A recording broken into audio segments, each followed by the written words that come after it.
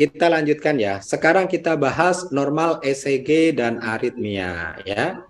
Jadi dalam materi kali ini saya akan mengajak Bang Riki Syahputra, Kakak Irsyad Nur, Kakak Yuni Widyaningsih dan rekan-rekanku semuanya untuk kembali ya belajar mengenai sistem konduksi jantung, kemudian definisi dari EKG, fungsi EKG, sadapan EKG, kertas EKG, kurva atau gambaran EKG, lalu kemudian cara melakukan interpretasi EKG strip, irama normal dan irama yang tidak normal atau dikenal pula dengan istilah aritmia.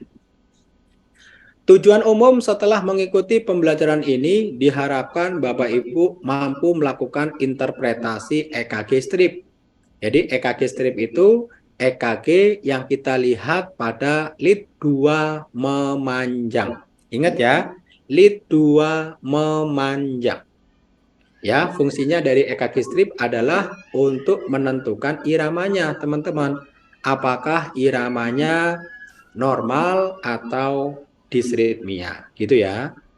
Tujuan khusus, teman-teman. Yang pertama, mampu menjelaskan sistem konduksi jantung, mampu menjelaskan definisi EKG, mampu menyebutkan fungsi jantung, dan yang paling penting adalah Anda memahami klasifikasi dari irama jantung pasien. Apakah normal atau sudah terjadi aritmia atau disritmia ya.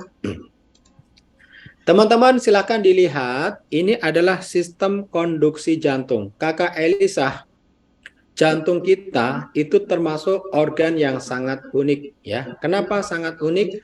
Karena masuk ke dalam klasifikasi organa elektromekanik ya. Organ yang dapat menghasilkan kelistrikan dan dapat menghasilkan gerakan. Kira-kira begitu Kakak Dini Melianti artinya. Kelistrikan maksudnya bagaimana Pak? Jantung kita ketika ingin berdenyut, ya, memompa, itu harus dipicu oleh karena adanya beda potensial. Jadi harus ada sumber listrik. Sama seperti mobil anak-anak ya, ketika dia ingin gerak, ingin jalan, harus ada sumber baterainya. Kan begitu. Jantung kita juga sama, harus ada sumber listriknya. Nah, sumber listrik yang utama pada otot jantung, Kakak Intan, itu terdapat pada S-anode. Ini S-anode ya, Kakak Intan Mustika ya, ini S-anode. Nah, S-anode ini mampu menghasilkan impuls sebanyak 60 sampai dengan 100 kali per menit. Kemudian impuls yang diproduksi oleh S-anode, Kakak Bayu Prasetyo, kemudian akan diteruskan Kakak Bayu ke atrium kanan dan atrium kiri, Kak. Nah, ini menyebabkan baik atrium kanan maupun atrium kiri akan terjadi beda potensial. Kalau terjadi beda potensial, maka atriumnya akan berdetak. Gitu ya. Ketika atrium kita berdetak, Kakak Rina, maka nanti di dalam kertas EKG akan muncul kurva atau grafik gambaran berupa gelombang P. Paham ya? Jadi gelombang P itu representasi dari atrium. Kalau kakak ingin melihat atriumnya itu normal atau tidak, Anda nggak usah jauh-jauh pergi ke dukun. Cukup lihat gambaran P-nya, normal atau tidak. Ya. Kemudian kita lanjutkan, setelah impuls itu menghasilkan kontraktilitas pada atrium, kemudian akan dilanjutkan lagi ke AV node. Ya. Nah, dari AV node akan dilanjutkan lagi ke bundle His, di mana bundle His ini bercabang menjadi dua. Ada yang cabang kiri, ada yang cabang kanan. Nah, ya, ada yang cabang kiri dan ada cabang kanan. Nah, nanti setelah berada di cabang kiri, cabang kanan, impuls listrik akan berikutnya sampai ke serabut Purkinje. Kalau sudah sampai ke serabut Purkinje, maka akan terjadi beda potensial di ventricle. Walhasil ventrikelnya akan berdetak. Kakak Lucy, Zulzawa, dan kawan-kawan, ketika ventrikel kita aktif berdetak, maka di dalam kertas EKG akan terlihat adanya kurva QRS. Paham ya? Jadi kita ulang, kawan-kawan, kalau gelombang P itu representasi dari atrium, sedangkan kalau kompleks QRS itu representasi dari siapa, teman-teman? Kakak Lucy dan kawan-kawan boleh diaktifkan suaranya. Bagian Oh, ventrikel, luar biasa Kakak Nur Hayati. Ya, kita lanjutkan teman-teman. Sekarang ke definisi ya. Elektrokardiografi ini adalah ilmu yang mempelajari aktivitas listrik jantung. Sedangkan elektrokardiogram itu adalah grafik yang menggambarkan rekaman listrik jantung. Ya. Nah, ini kita lanjutkan ke berbagai macam fungsi EKG. Kakak Adisti Ananda, ya, fungsi EKG itu ada beberapa macam ya. Yang pertama adalah menentukan gangguan irama jantung. Apakah iramanya normal, apakah iramanya tidak normal atau disritmia, Anda bisa melihat dari hasil rekam jantung. Kemudian yang kedua, Ibu Eki, Kakak Bitria dan kawan-kawan. Fungsi EKG itu adalah untuk menentukan adanya iskemik atau infak pada otot jantung. Jadi kalau ada orang nyeri dada, Anda mencurigai bahwa korban ini mengalami serangan jantung, ada sumbatan pada arteri koroner.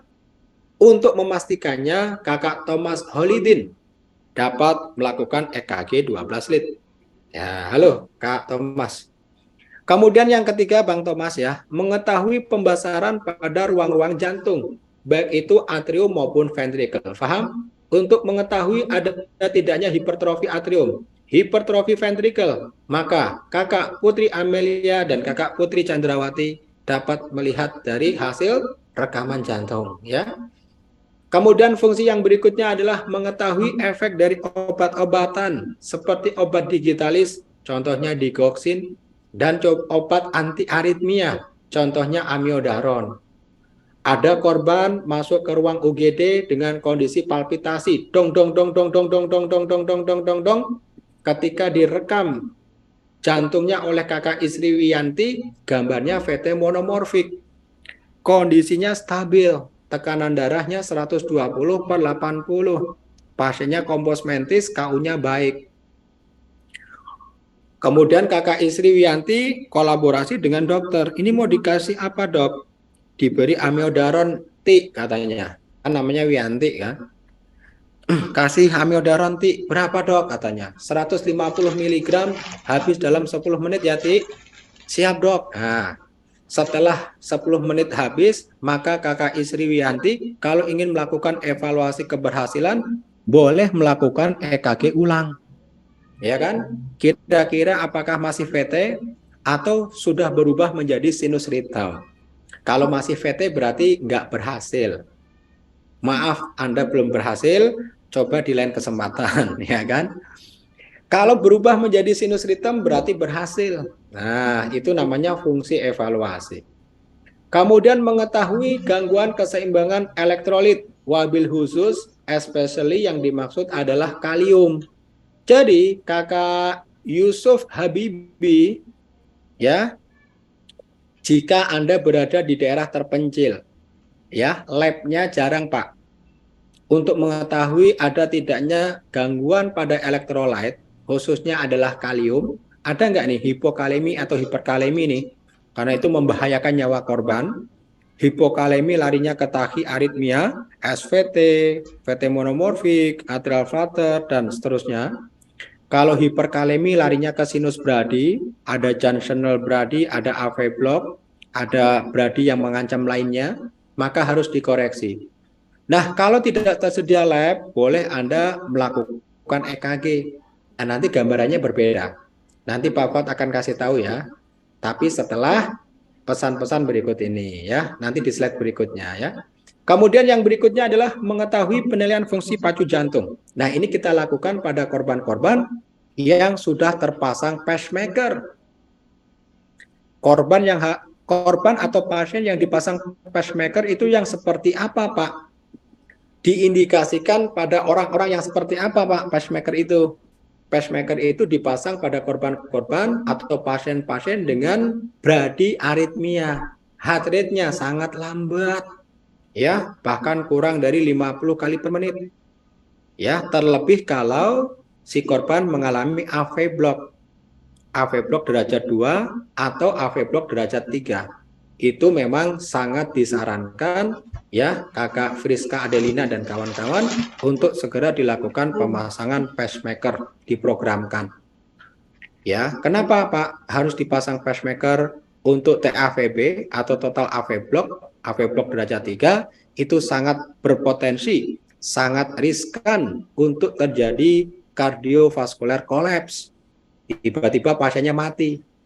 Saya pernah naik busway itu, geronjalan dikit gitu ya, blek, ya, ada bapak-bapak blek, RS. Ternyata setelah masuk di RS, saya cari informasinya AV block derajat 2 tipe 2, mendekati total AV block. Ini riskan teman-teman, maka harus segera dipasang pacemaker. Gitu ya, itu tadi adalah beberapa fungsi EKG. Sekarang kita lanjutkan, masih jam 10, tenang, sabar, ini ujian ya. Sadapan EKG itu ada dua Kakak Yurnia. Yang pertama adalah sadapan bipolar, lalu kemudian yang kedua adalah sadapan unipolar. Kalau sadapan bipolar, teman-teman sudah ngerti lah. Pernah melihat ya, lead 1, lead 2, lead 3, pernah ya? Biasanya di monitor. Atau di kertas EKG-nya juga ada. Pokoknya yang lead 1, lead 2, lead 3 itu dinamakan sadapan bipolar. Oke, Kakak Anissa? Kemudian kita lanjutkan lagi, Kakak Uli. Selain lead 1, lead 2, lead 3 itu sudah disebut sadapan unipolar. Unipolar ada dua, ada unipolar ekstremitas, ada unipolar prekordial ya. Sekarang kita bahas sadapan unipolar ekstremitas, itu ada AVR, AVL, AVF. Sedangkan sadapan unipolar yang prekordial itu ada V1, V2, V3, 4, 5 hingga V6. Pokoknya yang judulnya V itu namanya sadapan prekordial. Artinya sadapan yang diletakkan di sekeliling jantung, prekord, kordis ya. V1 sampai V6. Lah nanti ada lagi istilah V3R, V4R, V5R nih di sebelah kanan. Ini dipasang apabila ya kita mencurigai pasien terjadi RVI atau right ventricle infarction, terjadi infak pada ventricle sebelah kanan. Oke. Kemudian posterior, ini juga boleh dipasang V7, V8, V9 jika memang kawan-kawan mencurigai terjadi adanya oklusi atau sumbatan pada arteri koroner di bagian belakang atau posterior. Maka sadapannya ditambah V7, V8, dan V9. Pokoknya yang V itu prekordial, Bosku. Ya. Nah, teman-teman, sekarang kita bahas kertas EKG ya. Tapi sebelum membahas kertas EKG, kita istirahat dulu kurang lebih 10 menit ya. Kita masuk lagi pukul 10.25 ya kawan-kawan ya. 10.15 10.20. Nah, 10.20 waktu Indonesia bagian barat. Kita istirahat dulu ya, 10.20 masuk lagi. Sekarang istirahat pagi dulu ya kawan-kawan ya. Oke, kita kasih kesempatan Bang Harmadi dan kawan-kawan yang ingin menyeduh kopi ya. Dan bagi peserta yang lain, kalau Anda ngantuk silakan bikin kopi. Separuh diminum. Setelah minum separuh, Anda lakukan reevaluasi. Apakah masih ngantuk? Kalau masih ngantuk, yang separuh jangan diminum. Itu digunakan saja untuk cuci muka, ya. Nah, kalau Anda masih ngantuk, Pak, bagaimana? Datang lagi ke dapur, lu bikin kopi seember, bro. Ya, kemudian Anda pakai untuk mandi, ya. Saya yakin sampai jam 5 sore Anda akan tetap on, ya. Terima kasih atas atensinya, teman-teman. Kita rehat dulu sejenak. 10.20 kita masuk kembali ya. Terima kasih atas atensinya dan selamat pagi. Pagi. Luar biasa.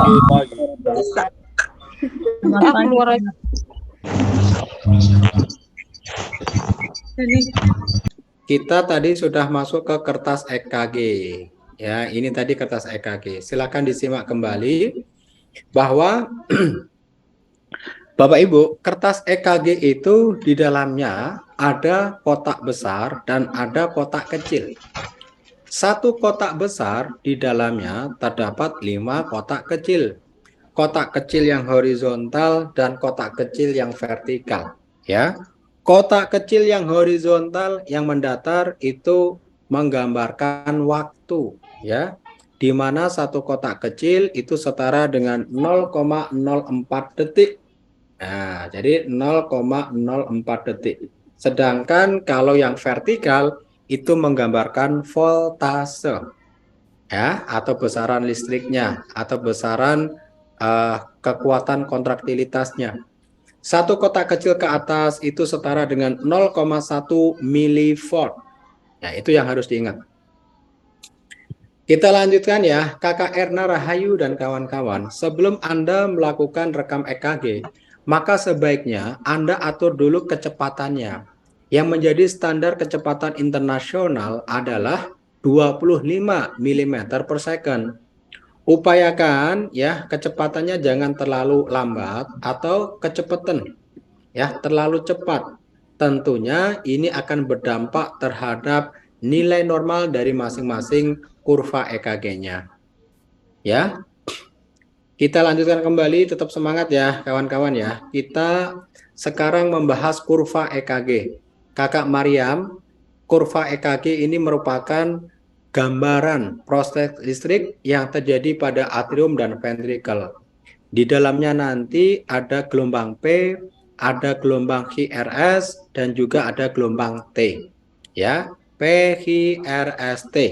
Oke? Gelombang P ini menggambarkan atrial depolarization atau ketika atrium kanan dan atrium kiri memompa, maka akan terbentuk gelombang P. Kemudian ada lagi kompleks HRS ya Pak Ojek.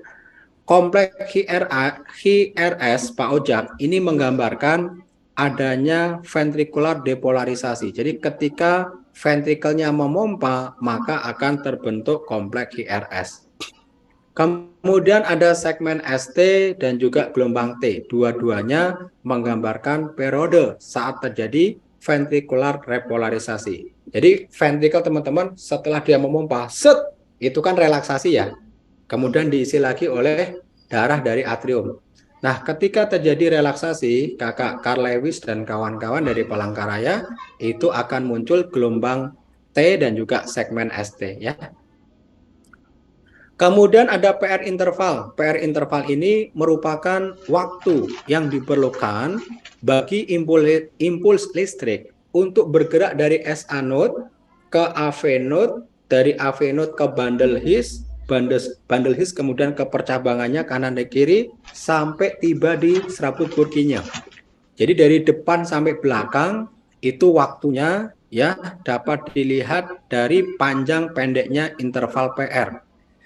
Jadi kalau ada interval PR yang memanjang melebihi nilai normal, itu dikatakan ada gangguan hantaran kelistrikan. Jadi sekali lagi kalau PR intervalnya memanjang, itu mengindikasikan bahwa telah terjadi gangguan hantaran listrik. Contoh iramanya apa Pak Fuad? AV block. Gitu ya. Kita lanjutkan kembali. Sekarang kita akan kupas satu persatu. Gelombang P. Bapak Ibu, gelombang P ini menggambarkan proses depolarisasi atrium. Jadi sekali lagi ketika atrium kita itu berdetak kanan dan kiri, maka pada rekaman EKG akan muncul kurva gelombang P. Nah, gelombang P ini normalnya adalah lebar. Lebar berarti dilihat ya, dari ujung sampai ke ujung ini yang dikasih warna merah pada PPT kurang dari atau sama dengan 0,12 detik ya. Kalau satu kotak kecil itu setara dengan 0,04, maka jika disebut 0,12 berarti lebar daripada gelombang P itu tidak boleh lebih dari berapa kotak teman-teman. Aktifkan suaranya. Tiga kotak. Tiga kotak kecil. Tiga kotak kecil. Untuk tingginya itu kurang dari atau sama dengan 0,3 milivolt.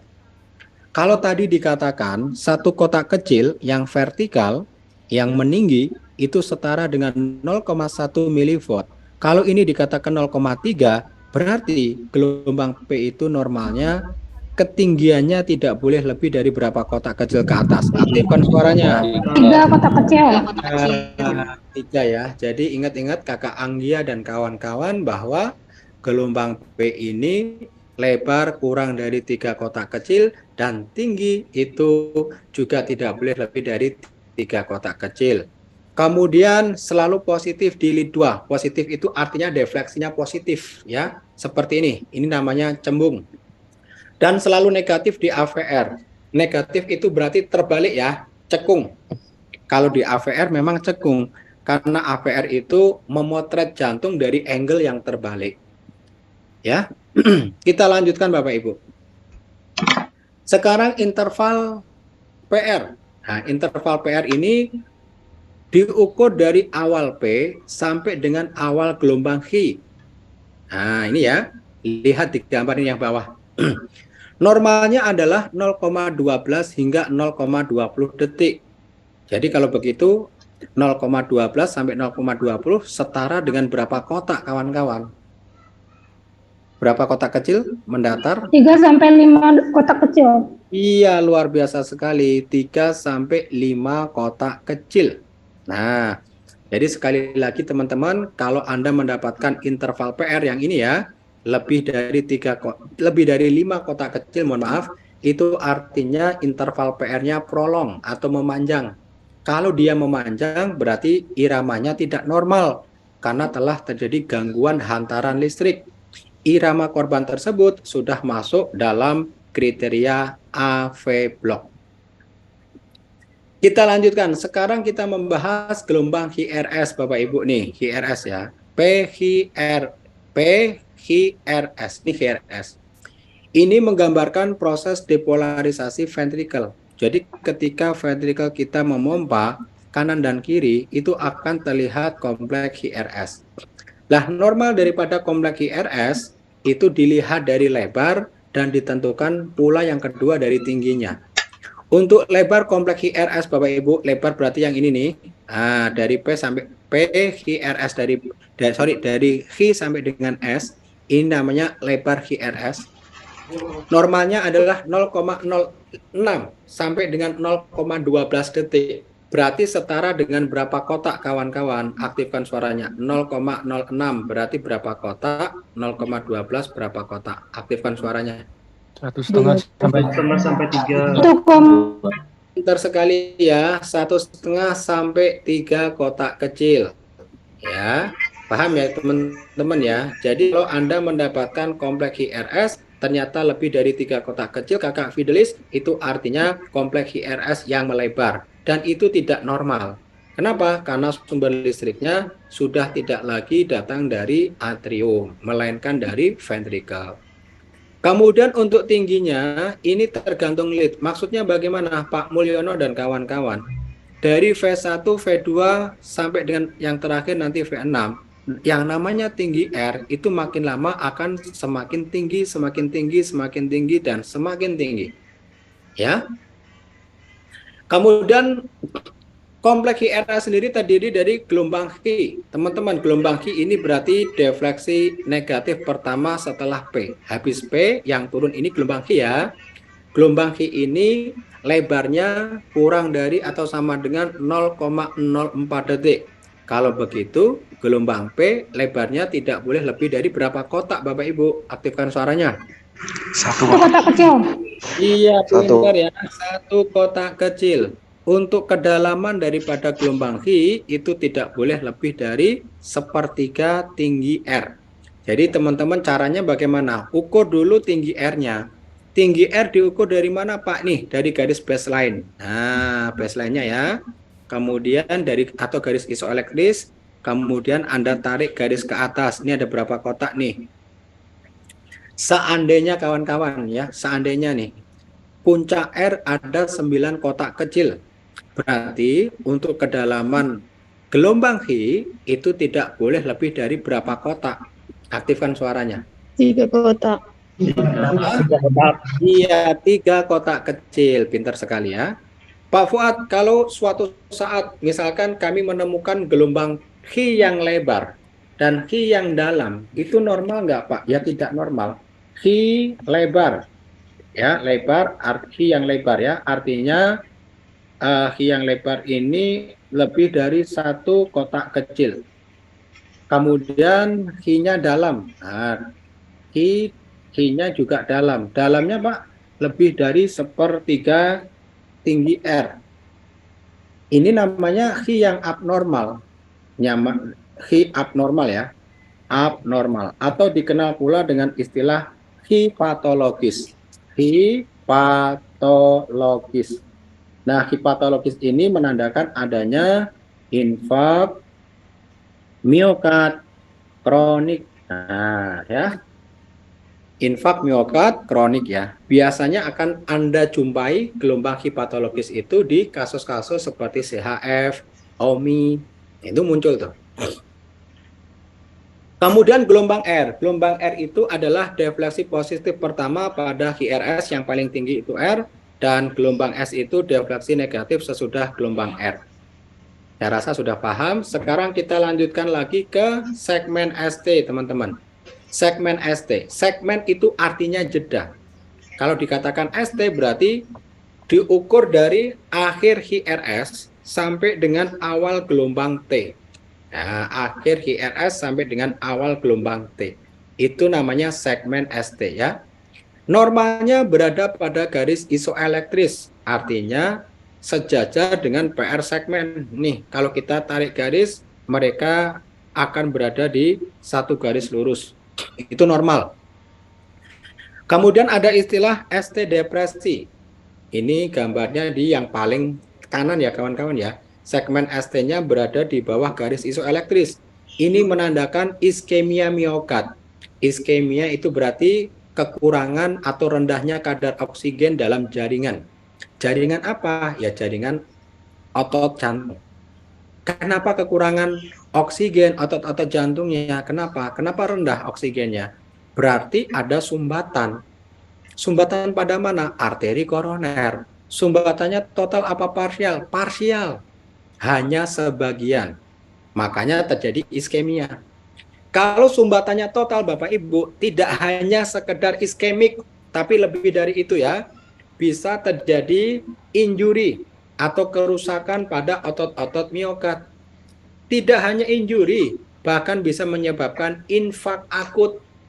Ya, kematian beberapa otot jantung secara cepat dan tiba-tiba. Itu namanya infak akut. Kalau ini sumbatannya sekali lagi sudah total, dan ketika muncul sumbatan yang total, maka akan terlihat pula adanya gambaran ST elevasi. Ini yang tengah nih. Paham ya? Jadi ini untuk memastikan ada tidaknya sumbatan pada koroner, pasien serangan jantung atau tidak, Anda melihat dari ST depresi maupun ST elevasi. Sekarang kita lanjutkan ke gelombang T, teman-teman. Gelombang T ini repolarisasi ventricle. Nilai normalnya adalah kurang dari 1 mV di lead dada. Lead dada itu pokoknya yang depannya V. V1, V2, V3, V7, 89, V3R, 4R, 5R, itu namanya lead prekordial. Kalau berada di lead dada, maka ketinggian daripada gelombang T, ini yang paling akhir gelombang T yang merah ya, itu tidak boleh lebih dari 1 mV. Berarti lebih dari berapa kotak kecil teman-teman ke atas? Kalau satu kotak kecilnya 0,1, aktifkan suaranya. 10. Nah, 10.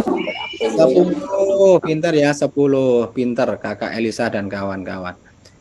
Atau kalau berada di lead ekstremitas, berarti selain prekordial ya, itu 0,5 mV atau setara dengan 5 kotak kecil ke atas. Jadi intinya begini, kalau ada gelombang T yang terlalu tinggi, lebih dari 10 kotak kecil di prekordial atau 5 kotak kecil di lead ekstremitas, itu namanya gelombang T yang tidak normal, namanya titol. Titol ya, T yang sangat tinggi. Nah, T-tol, T yang sangat tinggi, ini apa? Menunjukkan arti bahwa si korban telah mengalami yang namanya hiperkalemia. Ya, nilai kaliumnya lebih dari 5,5 ya, meg per dl. Nah, ini hiperkalemia sekali lagi membahayakan korban, teman-teman, bisa menyebabkan bradiaritmia. Minimal ada 0,1 milivolt. Jadi cekungannya ini minimal ada satu kotak kecil lah. Jangan tinggi-tinggi. Ya, 2 nggak apa-apa. Yang penting nggak lewat dari 10 atau 5 tadi. Kemudian teman-teman, kalau titol ini menandakan hiperkalemia. Kaliumnya terlalu tinggi. Lalu bagaimana kalau hipokalemia, kawan-kawan? Hipokalemia itu akan muncul gelombang U. Saya tuliskan ya gelombang U. Jadi PQRST ada cekungan lagi itu U. Nah, gelombang U menandakan terjadinya hipokalemia. Ya, nilai kaliumnya kurang dari 3,5. Nah, gitu ya. Ini juga harus dikoreksi sebab dapat menyebabkan tachyarrhythmia, SVT, flutter, dan seterusnya. Teman-teman, normal daripada morfologi gelombang T itu defleksinya positif, cembung. Tapi tidak menutup kemungkinan Anda bakal ketemu dengan gelombang T yang terbalik. Nah ini namanya gelombang T inverted, teman-teman. T inverted ya. T inverted itu artinya gelombang T yang cekung atau terbalik. Nah, ya. Nah, ini enggak normal. Ini menunjukkan adanya iskemia miokard. Ya. Jadi T inverted itu juga tidak normal. Karena penampakan dari T inverted biasanya akan disertai dengan chest pain atau nyeri dada. Nah, itu akibat adanya iskemia miokard, sumbatan yang juga parsial pada otot jantung. Jadi gelombang T inverted itu satu level dengan ST depresi. Paham ya? Ada sumbatan pada koroner, serangan jantung, tapi sumbatannya tidak total. Teman-teman, cara untuk menentukan irama jantung normal atau tidak, ini adalah langkah-langkahnya. Yang pertama, tentukan dulu iramanya. Apakah iramanya teratur? Ya, lalu kemudian yang kedua, hitung heart rate-nya. Apakah heart rate-nya juga normal antara 60 sampai 100? Kemudian langkah yang ketiga, lihat ada tidaknya gelombang P. Apakah gelombang P-nya normal, lebar dan tingginya? Lalu kemudian apakah gelombang P selalu diikuti HRS dan T? Kemudian yang keempat langkahnya adalah interval PR, normal atau tidak. Normalnya tadi 3 sampai 5 kotak kecil. Kemudian gelombang QRS Anda identifikasi normal atau tidak. Lebar normalnya tadi 1,5 hingga 3 kotak kecil. Kemudian yang terakhir, apakah semua gelombang menunjukkan gambar yang sama? Gitu ya. Jika ini semuanya normal, maka dikatakan irama jantung yang normal, tetapi kalau ada salah satu yang terganggu, maka disebut dengan aritmia atau disritmia. Oke teman-teman, yang pertama, tentukan dulu irama. Untuk menentukan irama jantung, Kakak Elisa dan kawan-kawan itu harus melihat tinggi R. Ya, kemudian dibandingkan antara R1 ke R2, R2 ke R3, R3 ke R4, apakah jaraknya selalu sama? Kalau jaraknya selalu sama, Kakak Dewi Panjaitan, itu namanya reguler. Tetapi kalau jaraknya tidak sama, Mas Ananta Aryo Wibowo, itu berarti irregular. Normalnya bagaimana Pak Fuad? Yang normal ya reguler. Harusnya sama jaraknya ya. Yuk sekarang diaktifkan video dan suaranya Kakak Anggia dan kawan-kawan. Gambar yang pertama yang paling atas. Ini iramanya reguler atau irregular? Yuk boleh aktifkan suaranya semuanya.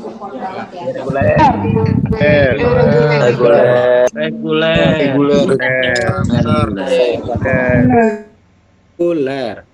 Lalu kemudian yang kedua yang tengah, silahkan dilihat. Itu reguler atau irregular? Boleh diaktifkan suaranya. Yang tengah.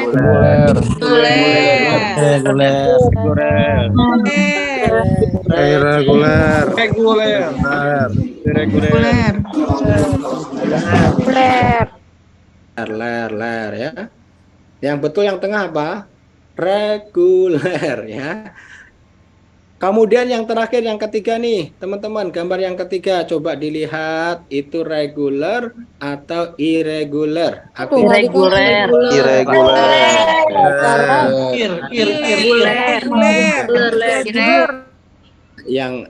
Yang ragu-ragu cuman ler ya, pasti betul tuh.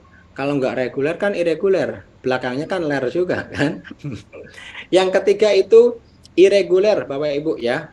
Nah, kenapa kita harus menentukan irama ya? Ini akan kita gunakan juga untuk menentukan heart rate. Jadi kalau iramanya normal ya, reguler, semua rumus ini boleh Anda pakai. Bebas Anda pilih yang manapun. Tetapi kalau iramanya irregular, Anda hanya boleh menggunakan rumus yang ketiga.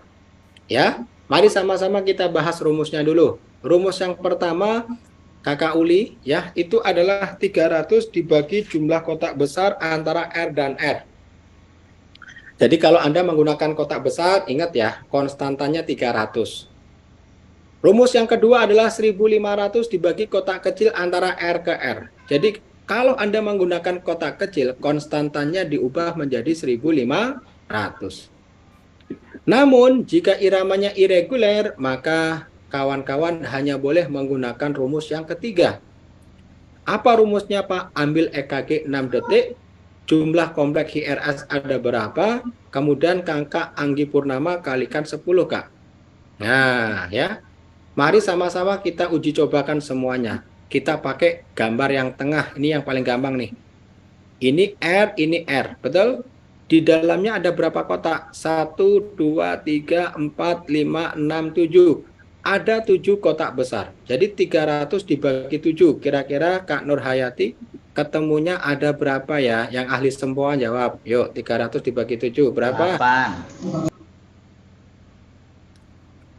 300 dibagi 7, 8. 2 Berapa? 542,85. Iya, sekitar 42-43 lah ya. Itu kalau menggunakan kotak besar. Kalau menggunakan kotak kecil, Pak, sama. Konstantanya tinggal diubah. 1500 dibagi kotak kecil antara R dan R. Kalau kotak besar tadi 7, kalau kotak kecil berarti 7 kali 5, betul? Karena satu kotak besarnya ada 5 kotak kecil. Jadi 1500 dibagi 35. Ketemunya juga sama. Ya kan? Tapi ngitung antara besar dengan yang kecil lebih enak yang besar, ya. Jadi teman-teman, menurut Anda enak menggunakan kotak besar atau enak menggunakan kotak kecil sih? Aktifkan suaranya. Besar. Enak yang besar, sekarang pilih yang besar apa yang kecil. Maksudnya kotak ini loh, Bos, ya. Pikirannya. Besar. Ya, yang Besar. ya, paham ya? Nah, kalau iramanya irregular seperti gambar yang nomor 3 ini, teman-teman, maka Anda hanya boleh menggunakan rumus yang nomor 3, yaitu ambil EKG 6 detik. Kawan-kawan, EKG 6 detik itu setara dengan 30 kotak besar. Jumlah kompleks IRS-nya ada berapa kali 10. Nah, ini kan irregular ini yang 3 nih. Caranya bagaimana, Pak Fuad? Tinggal Anda hitung. 1, 2, 3, 4, 5, 6. 6 kali 10. Ketemunya berapa, kawan-kawan? Aktifkan suaranya. 60. Iya. 10, Bos. Ya. Loh, Pak, kalau iramanya irregular, kenapa nggak boleh pakai rumus 1 dan 2? Nanti Anda kebingungan. Karena antara R1 ke R2, PR apa? Jumlahnya banyaknya banyaknya kotak besar atau banyaknya kotak kecil itu beragam. Contoh nih, ini 1, 2, 3, 4. Ini 4 kotak kecil. Dari R2 ke R3 ada 8 kotak kecil. Nah, nanti Anda bingung. Mau pakai 4 apa pakai 7 ya, Pak? Takutnya Anda ngitung kancing nanti ya. Jadi Anda harus pakai rumus yang nomor 3 ya. Jumlah kompleks IRS ada berapa kalikan 10. Teman-teman, sekarang kita lanjutkan kembali ya. Setelah menentukan irama dan menentukan frekuensi, langkah berikutnya adalah melihat gelombang P normal atau tidak, apakah setiap P diikuti gelombang QRS atau tidak. Kita pakai irama yang ini aja yang bagus nih. Dalam gambar ini kawan-kawan, ada nggak gelombang P yang selalu diikuti QRS? menurut kacamata Anda? Ada nggak kawan-kawan? Aktifkan suaranya. Ada. Ada. Berarti normal. Kemudian interval PR kita hitung. Ada berapa ini? Interval PR itu sekali lagi diukur dari awal P sampai dengan awal H. Ada berapa kotak? Hitung. 1, 2, 3, 4. Kalau di sini ada 4 kotak kecil. Berarti artinya normal atau tidak Bapak Ibu? Kalau 4. Normal. Normal.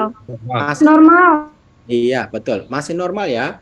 Karena normalnya 3 sampai 5. Kemudian Anda tentukan lagi kompleks HRS-nya. Diukur dari awal H sampai dengan akhir S. Ini ada 1,5 kotak kecil. Ada 1,5 ya. Berarti normal atau tidak? Kalau 1,5, aktifkan. Normal. Normal. Oke, Normal.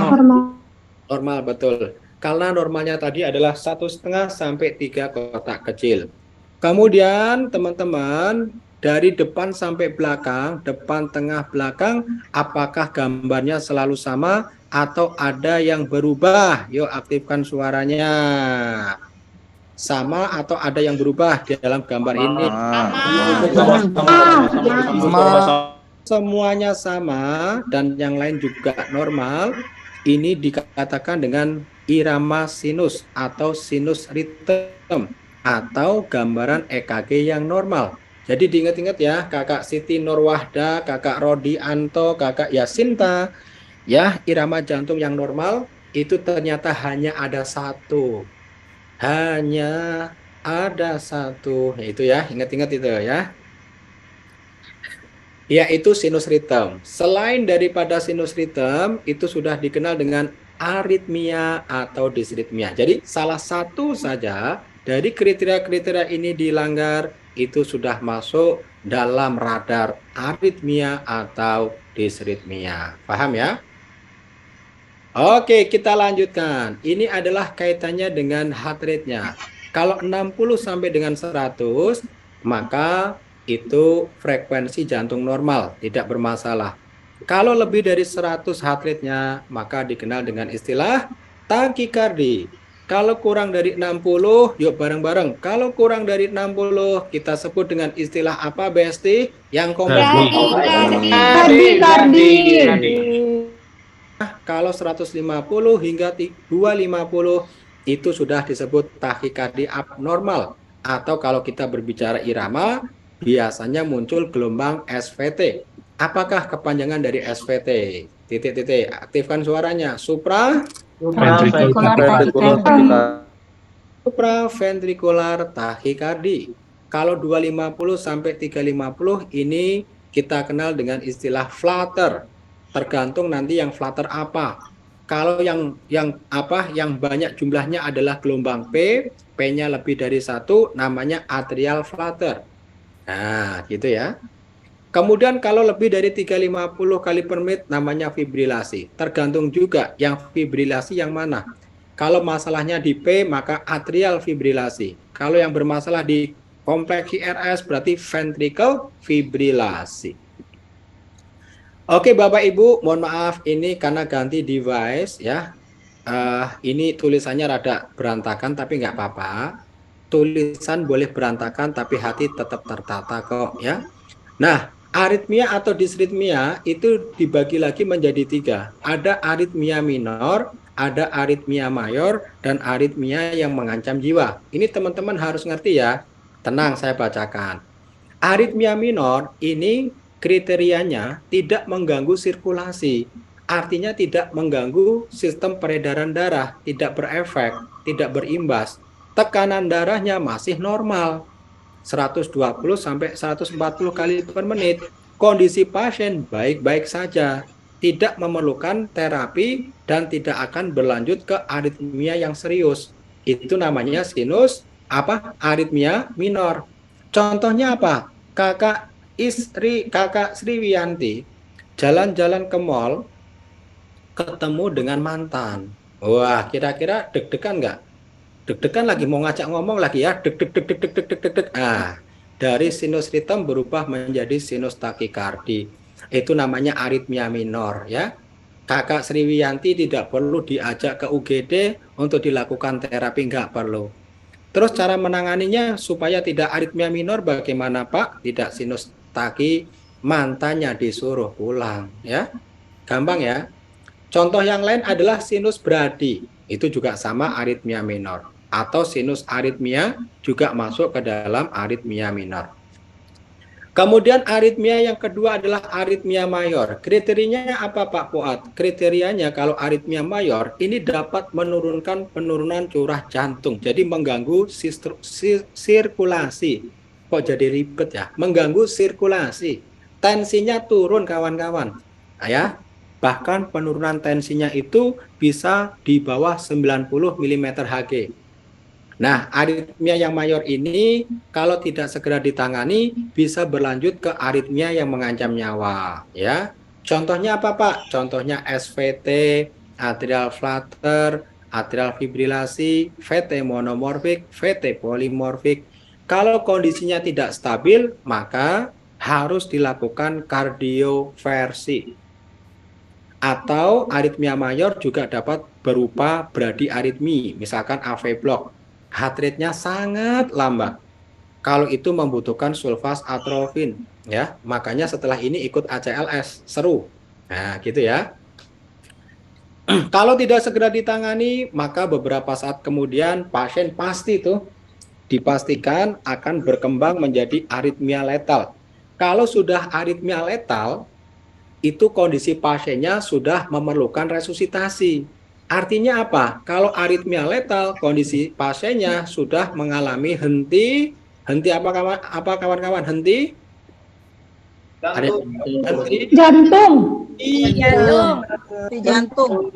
betul ya. Ini kenapa ibu-ibunya yang jadi aktif ya? Yang muda-muda pada kemana? Henti jantung. Nah, paham? Kalau sudah henti jantung sebetulnya telat. Sebetulnya sudah telat karena risetnya jelas di Amerika Serikat, di negeri Paman Syam, ya, itu tim Code Blue-nya memiliki respon time yang sangat baik, kurang dari 5 menit, betul? Begitu kakak Soimatul mengaktifkan Code Blue, Kak, kurang dari 5 menit, timnya sudah datang.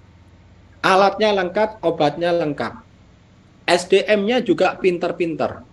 Itu saja ya, angka keberhasilan penanganan henti jantung di Amerika itu hanya 25% dari total 100% kasus yang terjadi. 25%. Paham? Artinya Anda sudah telat sebetulnya. Itu di Amerika saja 25%. Jadi apa kabar ya pasien-pasien yang henti jantung di Wakanda? Wah, kalau kata netizen kan Wakanda atau Konoha. Nah, tahu sendiri ya. Kodbu dipencetnya kapan ya, tim kodbunya datangnya kapan ya. Oke, paham ya? Udah gitu datang alatnya nggak lengkap lagi ya, cuman tebar pesona doang ya, supaya ketemu kakak Sri kali ya. Oke, kita lanjutkan kawan-kawan ya. Sekarang kita lanjutkan ke perkenalan dengan beberapa irama jantung ya. Oke, kita lanjutkan kawan-kawan ya.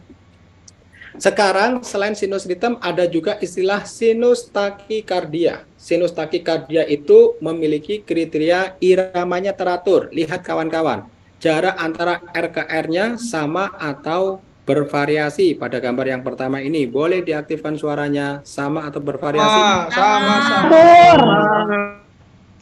Heart rate-nya kalau sinus takikardi itu lebih dari 100 kali per menit. Lihat nih, di sini ada berapa kompleks HRS. Kemarin sudah tak hitung ya, ketemunya 13. Jadi 13 kali 10, 130.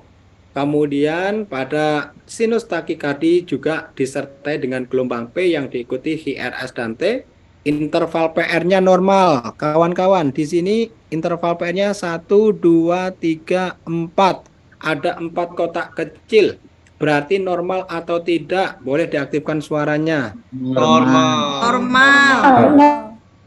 Kompleks IRS pada gambar ini, berapa ini saya lihat ya. 1,5 kotak kecil. Normal atau tidak Bapak Ibu? Normal. Jadi kita simpulkan ya, semuanya normal. Akan tetapi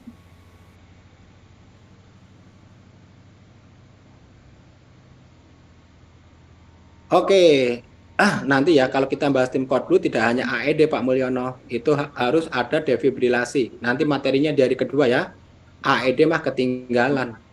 Ya, AED itu apa ya untuk out hospital ya. Kalau in hospital jangan pakai AED. Tahu nggak? Itu aib. Kalau AED itu yang baca irama jantungnya siapa? Mesinnya. Dan nanti kita malu. Masa sudah pelatihan masih minta mesin untuk membacain. Emang nggak bisa baca sendiri? Gitu. Jadi harus menggunakan manual defibrilator. Ya, nanti besok hari kedua kita bahas ya. Ada yang monofasik, ada yang bifasik. Jadi kalau sudah di dalam rumah sakit masih menggunakan AED, itu sebetulnya aib. Ya, kenapa aib? Ya, malu dong. Masa kita nggak bisa membaca EKG, kan gitu. Karena itu aib, tolong ya, jangan dikasih tahu rumah sakit sebelah. Ya, oke teman-teman, kita lanjutkan.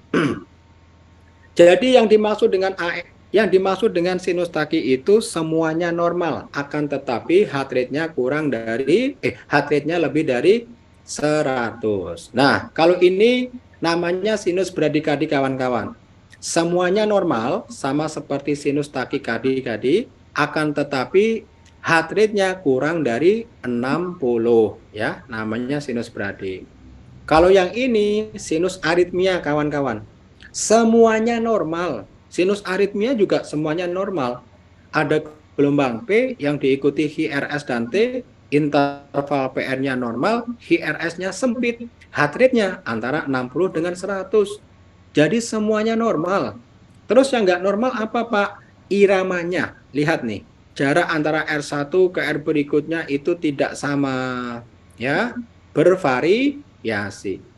Kalau iramanya irregular, untuk menentukan heart rate, maka teman-teman harus menghitung puncak R-nya ada berapa. Teman-teman sekarang silahkan dihitung. Di situ puncak R-nya ada berapa, kemudian kalikan 10. Yuk aktifkan suaranya. Ada berapa? 8.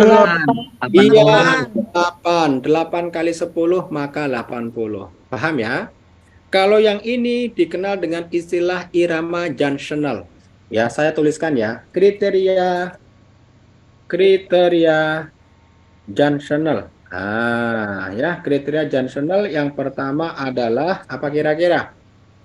Tidak terlihat adanya gelombang P. Nah, ya. Kenapa tidak terlihat gelombang P, Pak? Nanti Pak Fad jelaskan. Yang kedua, kompleks HRS-nya normal. Ya. Kemudian yang ketiga, heart rate-nya itu berada pada kisaran 40 sampai dengan 60 TPM atau time per minute. Ini kriteria irama junctional.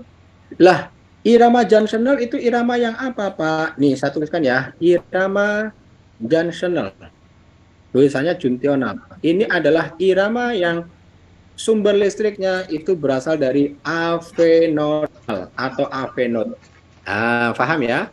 Makanya karena sumber listriknya berasal dari AV node tidak terlihat gelombang P. Loh, nggak ada gelombang P-nya.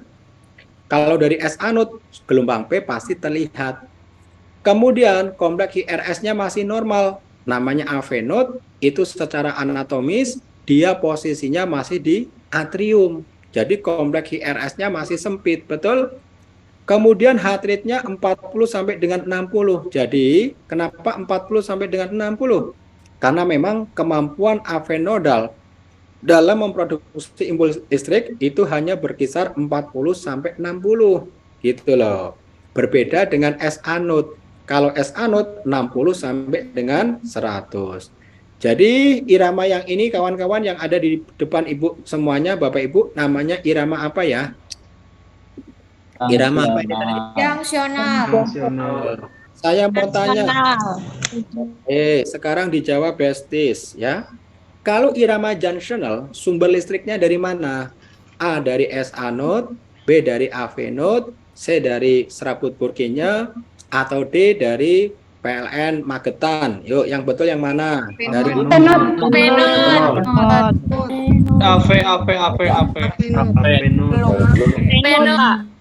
dari PLN mana tadi? Teman-teman, ya dari Avenut ya, bukan dari PLN, titik-titik. PLN, aktifkan suaranya. PLN mana? PLN PLN Solong. Ya, PLN Magetan ya. Yuk kita lanjutkan lagi. Ada yang jadi Jawa Timur? Magetan itu Jawa Timur, kawan-kawan. Ada? Saya nggak tahu daerah-daerah, Pak. Dari kecil sampai besar saya di ranah Minang terus. Waduh, ya Mbok ya jalan-jalan ya. Yuk kita lanjutkan ya. Kalau ini irama idioventrikuler. Sekarang Pak Fuad akan tuliskan kriteria irama idioventrikuler ya. Kriteria idioventrikuler ya. Nah, teman-teman, idioventrikuler yang pertama ya. Yang pertama hanya terlihat kompleks HRS. Oke? Tuh. Kemudian yang kedua, kompleks HRS-nya lebar. Berarti lebih dari 3 kotak kecil. Heart rate-nya yang ketiga kawan-kawan, heart rate-nya berkisar 20 sampai 40 kali per menit, TPM, time per minute. Nah, yang namanya irama idioventrikuler yang keempat ya. Sekalian aja. Sumber listriknya berasal dari Purkinje atau dari ventricle. Paham ya? Coba dilihat apakah kriteria ini ada. Kompleks HRS-nya lebar apa sempit Bapak Ibu? Boleh diaktifkan suaranya pada gambar yang ini. Kriteria HRS-nya lebar apa sempit? Lebar. Lebar. HRS-nya lebar. Betul, HRS. Kemudian yang berikutnya, kalau kompleks HRS-nya lebar, heart rate-nya berapa ya? Di situ ada berapa kompleks HRS? Boleh diaktifkan suaranya. 20 sampai 40. 30. Sampai 40 gambar. 30. Ya, ada berapa kompleks HRS di gambarnya? Yuk aktifkan suaranya, ada berapa? 3. Ada 3. 3 kali 10 ketemunya 30. Paham ya? Berarti ini adalah irama idioventrikuler atau nama lainnya adalah irama ventricle. Kalau ini irama SVT kawan-kawan, SVT ya, supraventricular tachycardia. Ya, apa kriterianya Pak Fuad? Yang pertama, iramanya reguler. Nih, jarak antara R1 ke R berikutnya masih sama. Kemudian supraventricular tachycardia karena dia masuk ke dalam apa tadi? Takikardi yang abnormal, maka heart rate-nya sudah barang pasti berkisar 150 sampai 250. Teman-teman, pada gambar ini heart rate-nya ada berapa? Coba dihitung. Di gambar ini ya, saya nggak tanya yang lain. Di gambar ini heart rate-nya ada berapa? Aktifkan suaranya. 20. 190. 190. Betul adalah 190.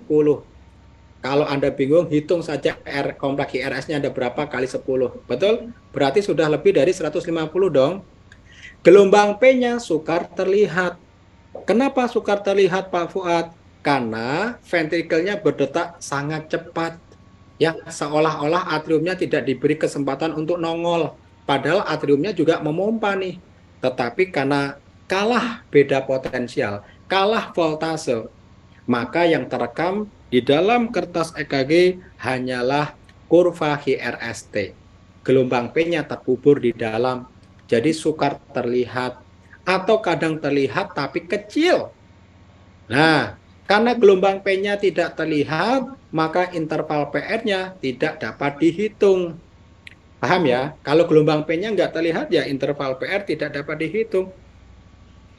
Atau cenderung memendek. Nah, memendek itu kalau gelombang P-nya terlihat tapi kecil. Ya. Gelombang HRS-nya normal. Artinya berada pada kisaran 1,5 hingga 3 kotak kecil. Ini namanya SVT ya. SVT ini sudah masuk ke dalam aritmia mayor yang berjenis takikardi. Kalau kondisinya tidak stabil, maka kawan-kawan nanti harus sesegera mungkin melakukan kardioversi 50-100 joule modenya synchronize untuk mengubah SVT yang muncul ini menjadi irama yang normal, yakni irama sinus gitu. Kalau nggak segera dilakukan, mati pasienmu, ya. Kalau ini adalah atrial flutter, kawan-kawan. Ini atrial flutter. Apa cirinya atrial flutter? Ya, iramanya biasanya teratur, 70% teratur. Jarak antara R1 ke R berikutnya sama. Tapi bisa juga tidak, artinya ada 25% orang-orang yang terjangkit atrial flutter yang irregular. Heart rate-nya bervariasi, bosku. Ada yang normal, ada yang lambat, ada yang cepat. Jadi responnya itu ada yang slow respon, normal respon, dan fast respon. Untuk gelombang P-nya, kawan-kawan, gelombang P-nya ini lebih dari 1. Kadang 2:1, kadang 3:1, kadang 4:1. Tahu maknanya? 2P, 1 QRS, 3P, 1 QRS, 4P, 1 QRS. Jadi gelombang P-nya lebih dari 1 dan masih bisa dihitung. Kalau gelombang P-nya saja lebih dari 1, maka interval PR-nya tidak dapat dihitung. Lah nanti kita bingung, mau menggunakan P yang mana ya? P yang depan, apa P yang tengah, apa P yang belakang? Anda bingung, maka interval PR-nya tidak dapat dihitung. Gelombang QRS-nya masih sempit. Nah, gambarnya kayak begini. Teman-teman lihat ya, ini ada 3P, 1, 2, 3, 3P, 1 QRS, 3P, 1 QRS, 3P, 1 QRS. Ya, kompleks QRS-nya juga sempit, iramanya reguler, ini atrial flutter. Kenapa disebut atrial ya kawan-kawan ya? Ada yang tahu alasannya enggak? Yuk aktifkan suaranya. Kenapa disebut atrial, bukan ventricle? Ventricle. Kenapa disebut atrial bukan ventricle? Maksudnya bukan ventricle flutter, meskipun nggak ada juga sih ventricle flutter ya. Kenapa disebutnya atrial bukan ventricle? Aktifkan suaranya. Karena Karena di artikel corner apa aja? ya jawabannya betul semua ya.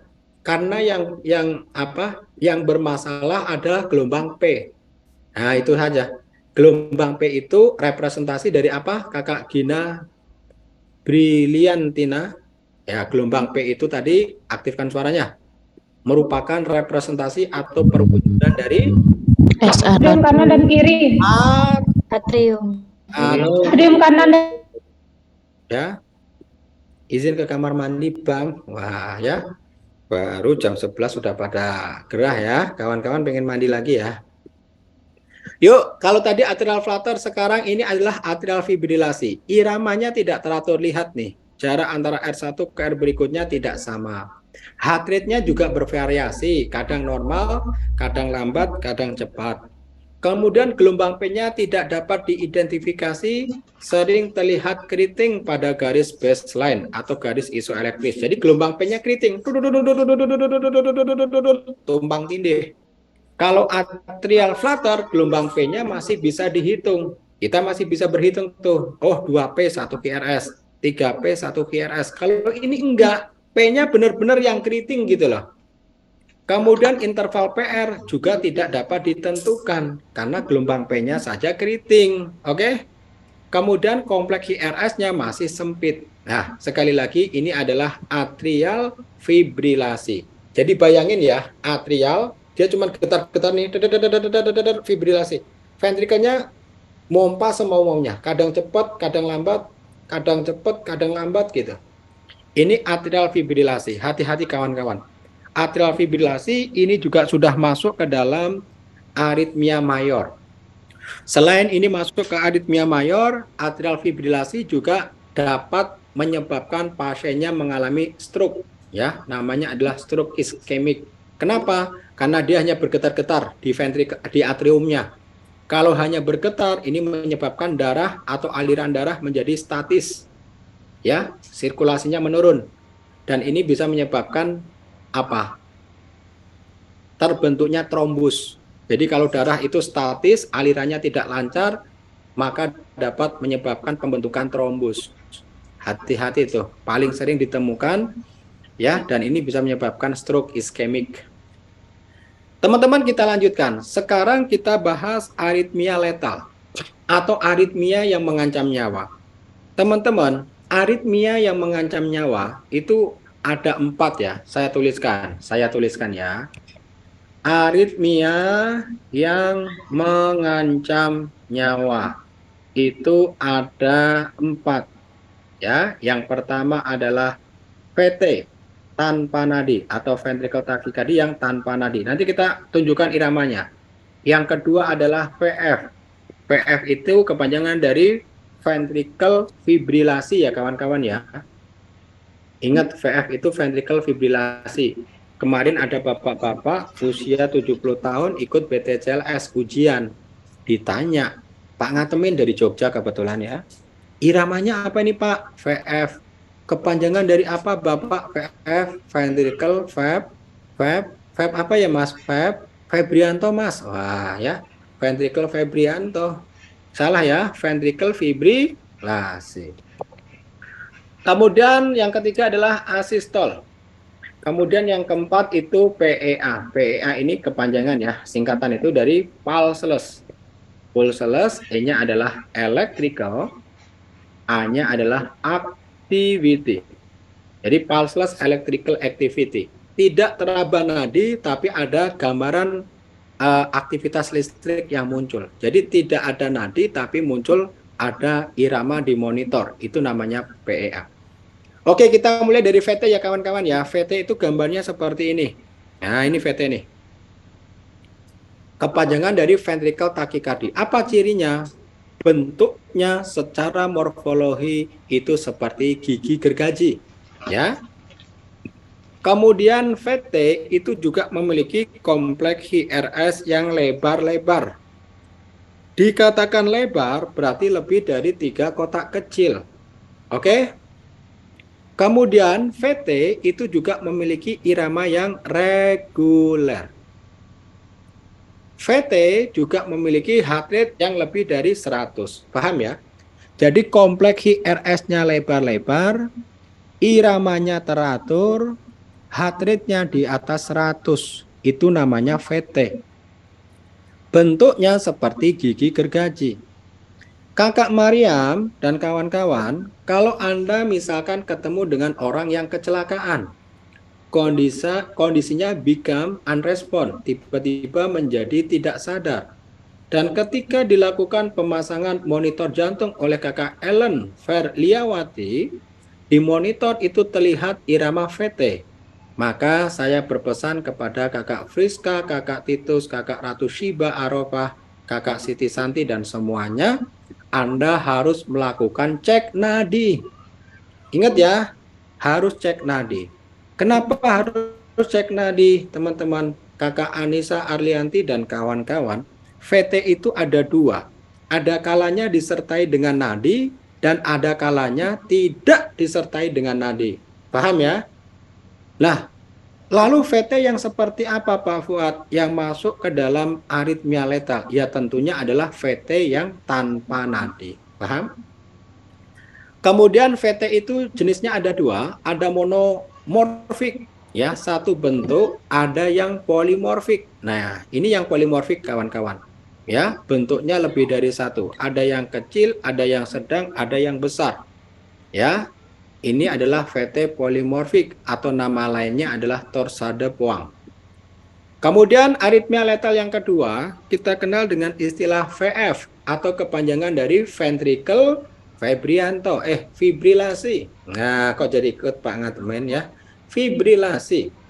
Ya, yang namanya VF itu memiliki kompleks HRS yang lebar-lebar. Iramanya irregular. Ya, lihat nih Mbak Sri. Kompleks HRS-nya lebar-lebar Mbak Sri, iramanya reguler, lihat nih ya. Heart rate-nya lebih dari 350 kali per menit. Ini namanya VF, kawan-kawan ya. Jadi bentuknya sudah keriting. Kalau teman-teman ketemu dengan irama VF, maka kakak Yurnia Ningsi, kakak Susanti, kakak Fauziah, Indar Parawangsa, itu tidak perlu melakukan cek nadi. Kenapa? Karena VF itu sudah pasti tidak ada nadi, tidak ada nafas. Karena sudah tahu hasilnya tidak ada nadi, tidak ada nafas, lah buat apa kita cek nadi? Lebih baik langsung apa? RJP dong. RJP kemudian siapkan shock 200 Joule. Nanti diajari ya cara melakukan penanganan VF. Paham ya? Jadi kakak Anggia Restu dan kawan-kawan ingat nggak usah cek nadi. Kalau Anda melakukan cek nadi pada irama VF, padahal itu sudah pasti nggak ada nadi, tahu nggak rasanya seperti apa? Rasanya seperti kalian yang masih muda-muda itu, yang mungkin pernah pacaran 6 tahun, tapi nggak jadi nikah.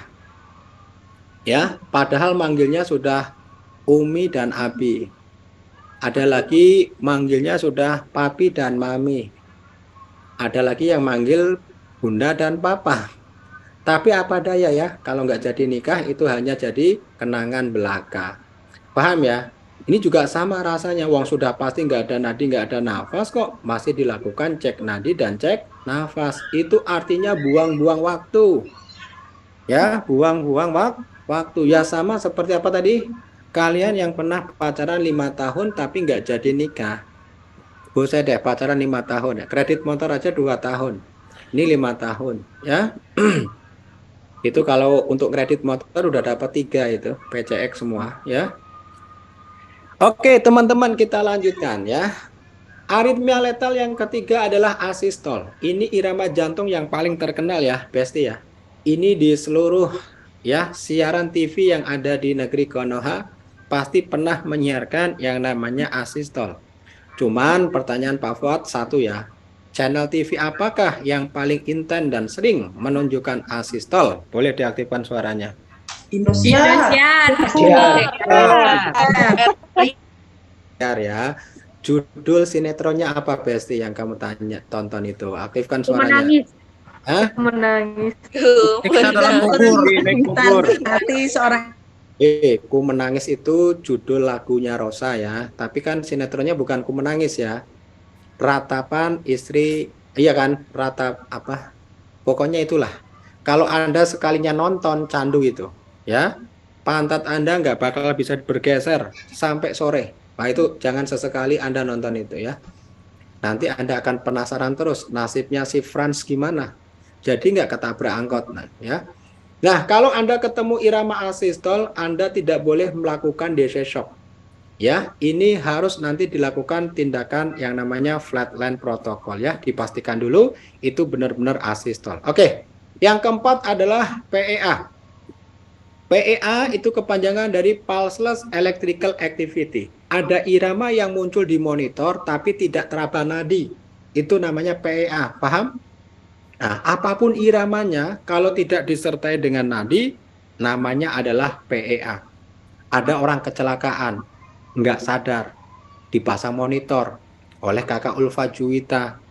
Muncul gambaran sinus aritmia, tapi nggak ada nadinya. Disebut apa kira-kira kawan-kawan? Boleh diaktifkan suaranya. Disebut? PEA. PEA. Muncul irama junctional brady. Kemudian dicek nadi oleh Bang Yusuf Habibi, tapi tidak teraba nadi. Disebut apa? PEA. PEA juga. Ini yang dari Tasikmalaya apa ya? Screen-nya nggak ada, wong udah kelar kok ya.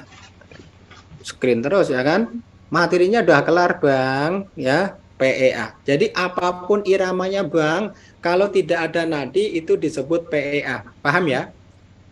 Pokoknya ingat-ingat saja iklan teh botol sosro.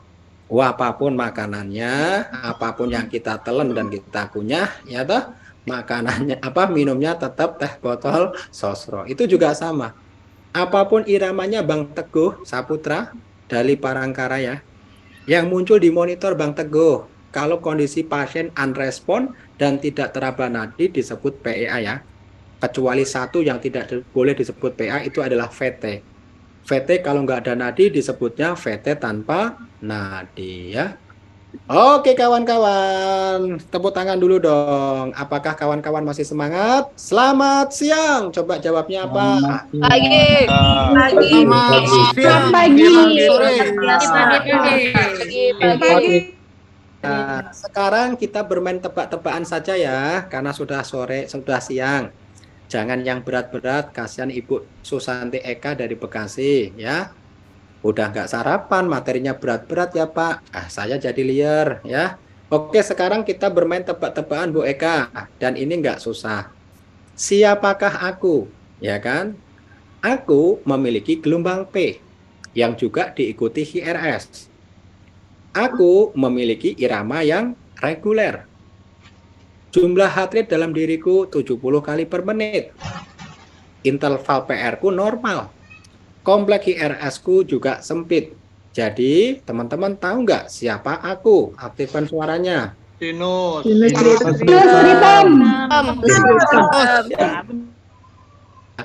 Oke, coba sekarang disimak lagi. Jangan sampai teman-teman salah jawab. Yang salah jawab bagaimana Pak Fat hukumannya? Besok pada saat luring akan saya langsung bawa ke Jakarta Selatan, lebih tepatnya di Jalan Duren 3. Ya, di situ sudah saya siapkan blok 17 ya. Jadi jangan salah jawab. Coba didengerin baik-baik ya. Daripada kena blok 17, ya kan? Mending nyimak. Oke, siapakah aku? Ya kan? Siapakah aku? Dalam diriku semua komponennya normal. Dari irama, heart rate, dan juga yang lainnya. Tapi, mohon maaf ya, tapi heart rate-ku itu kurang dari 60 kali per menit. Jadi, siapakah aku, Besti? Aktifkan suaranya. Dennis Brady. Terus berarti Kardi ya. Hati-hati ya. Sebelum menjawab harus berpikir. Oke. Siapakah aku? Komponen dalam diriku semuanya normal. Tapi aku memiliki heart rate lebih dari 100 kali per menit. Namaku siapa? Kaki Kardi.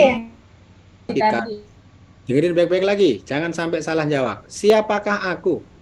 Aku ini tidak memiliki gelombang P. Aku hanyalah HRS dan T. Iramaku reguler. Heart rate-ku hanya 40. Kompleks HRS-ku masih sempit. Ya. Yuk, siapakah aku teman-teman? Gelombang P-nya enggak ada. Rama Janksional. Twitter. Irama Janksional. Baik-baik. Siapakah aku? Aku tidak terdapat gelombang P. Aku hanya muncul kompleks HRS. HRS-ku lebar-lebar. Heart rate-ku hanyalah berkisar 20-40. Pertanyaannya, siapakah aku?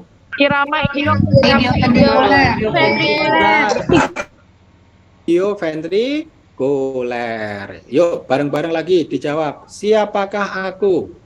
Aku memiliki kompleks HRS yang lebar-lebar. Iramaku reguler. Heart rate-ku lebih dari 100 kali per menit. Bentukku seperti gigi mak lampir. Ya. Jadi siapakah aku? Aktifkan suaranya.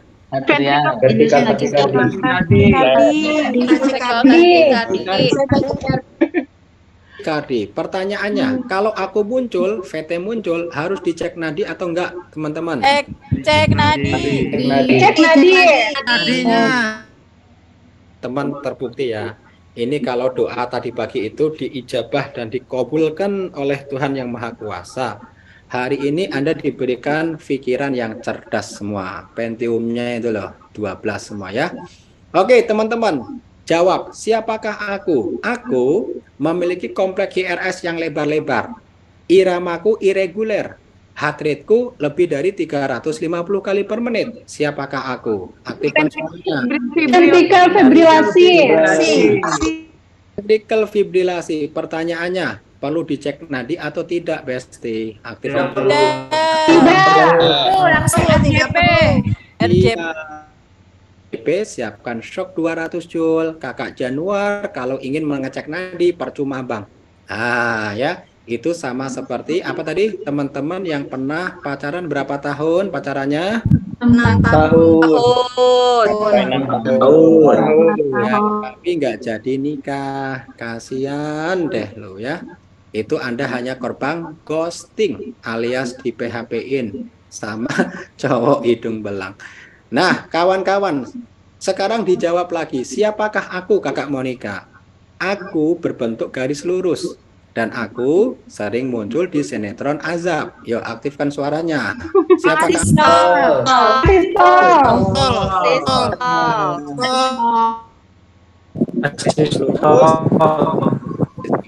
Jelas ya? Garisnya lurus. Ini apa lagi nih? Suaranya rusak ya.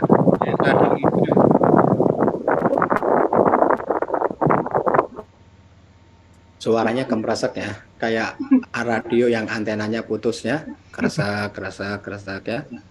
Jadi paham ya, kalau gambarnya lurus, sering muncul di sinetron Azab, itu adalah asistol ya. Yang terakhir, siapakah aku? Aku ini terlihat loh di monitor, tapi juraganku ketika dicek nadinya tidak teraba nadinya. Siapakah aku, kawan-kawan? Namanya siapa?